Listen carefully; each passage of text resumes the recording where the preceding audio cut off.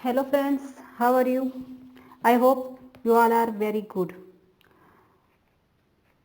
ચાલો આજે આપણે અંગ્રેજીના ગ્રામરમાં ટોપિક રાઇમિંગ વર્ડ્સ બરાબર રાઇમિંગ વર્ડ્સ એટલે કે સરખા પ્રાસવાળા શબ્દો વિશે સમજીશું. તે પહેલાં કે સરખા પ્રાસવાળા શબ્દો શું છે અને ક્યાં તેનો ઉપયોગ થાય છે તે સમજવું ખૂબ જરૂરી છે. તો અહીં ધોરણ 5ની લિટલ સ્ટેપ 1 2 3માં એક પોયમ આપેલી છે, I have a little shop.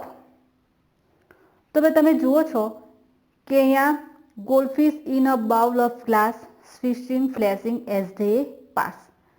તમે જુઓ છો કે અહીંયા બંને લાઇનમાં જે છેલ્લા શબ્દો છે તેનો ઉચ્ચાર સરખા જેવો થાય છે, ગ્લાસ પાસ. એના નીચેની જે બે લાઇન છે, corn for little tummies free for all the mummies.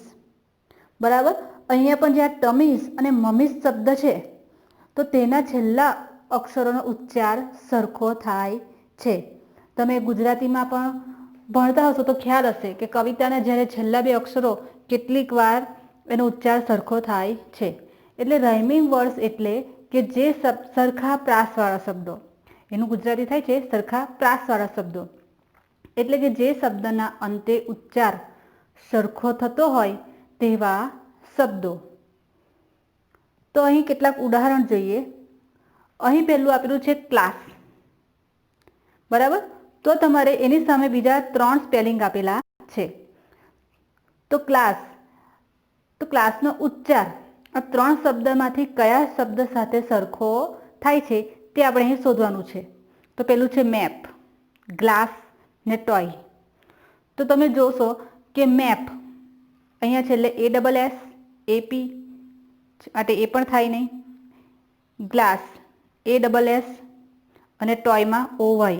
બરાબર, જ્યારે તમે ઉચ્ચાર કરશો ત્યારે તમને ખબર પડશે કે ક્લાસ, મેપ, ગ્લાસ ને ટોય.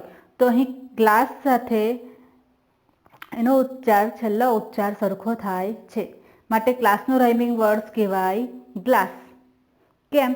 કેમ કે બંને સ્પેલિંગના અંતે ઉચ્ચાર સરખો થાય છે. બીજું ઉદાહરણ જોઈએ, બોલ. બરાબર, તો બોલની સામે 3 સ્પેલિંગ આપેલા છે. તો 3 સ્પેલિંગમાંથી કયો સ્પેલિંગ એનો રાઇમિંગ વર્ડ છે, એટલે કે સમાન પ્રાસવાળો સમાન ઉચ્ચારવાળો સ્પેલિંગ છે તે શોધીએ. ટોલ, બેડ ને જમ્પ. તો અહીંયા ખબર પડે છે આપણને કે ટોલ. બરાબર, બોલ, ટોલ. તો અહીં બોલનો રાઇમિંગ વર્ડ થશે ટોલ. ત્રીજો સ્પેલિંગ જોઈએ, રેડ, RED, રેડ.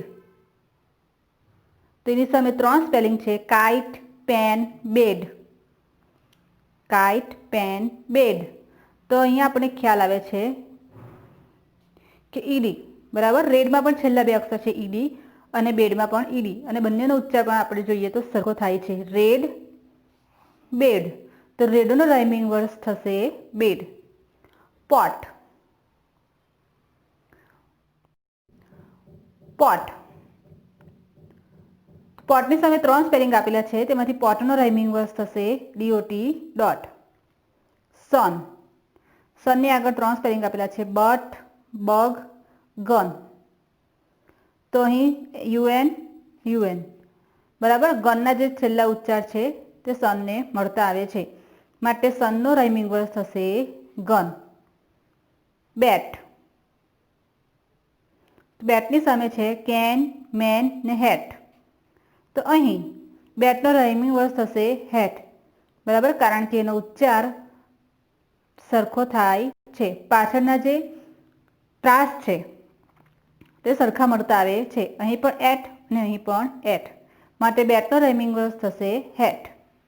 હવે નીચેના જોડકા પરથી આપણે રાઇમિંગ વર્ડ્સની જોડી બનાવશું. પહેલો છે સે.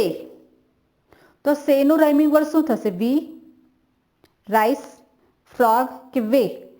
તો અહીં જોઈએ છે કે સેનો રાઇમિંગ વર્ડ બને છે વે.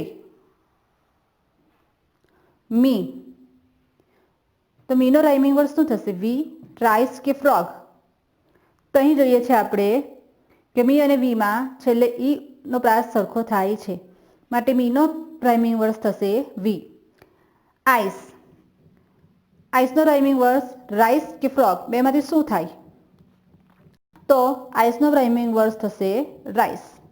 ડોગ, ડોગમાં જોઈએ તો પાછળ ઓજી બરાબર સેમ આપેલા છે અને ઉચ્ચાર એનો પ્રાસ પણ સરખો થાય છે માટે ડોગનો રાઇમિંગ વર્ડ થશે ફ્રોગ. બીજું એક જોડકા પરથી ઉદાહરણ જોઈએ તો પહેલું છે શોપ, તો શોપનો રાઇમિંગ વર્ડ શું થશે? પોટ, ટોય, સ્ટોપ, લીડ કે મમ્મી? તો અહીં જોઈએ છે આપણે શોપ તો સ્ટોપ બરાબર. અહીં છેલ્લા અક્ષરોના અંતે ઉચ્ચાર સરખો થાય છે. બીજું જોઈએ તો ટમી, તો પોટ, ટોય, લીડ કે મમ્મી?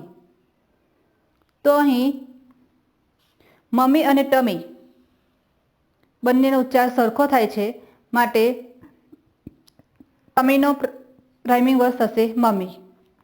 કિડ, તો કિડનો રાઇમિંગ વર્ડ પોટ, ટોય અને લીડ કયો થશે? તો અહીં આઈડી આઈડી, કિડ અને લીડમાં આઈડી બરાબર. અંતે સમાન પ્રાસ આપેલા છે એટલે કિડનો રાઇમિંગ વર્ડ થશે લીડ. બોય, તો પોટ અને ટોય બે સ્પેલિંગ બાકી રહ્યા છે તેમાંથી ટોય, તો બોયનો રાઇમિંગ વર્ડ થશે ટોય. છેલ્લું છે ડોટ, તો ડોટનો રાઇમિંગ વર્ડ થશે પોટ. તો આમ રાઇમિંગ વર્ડ ખૂબ જ ઇઝી છે.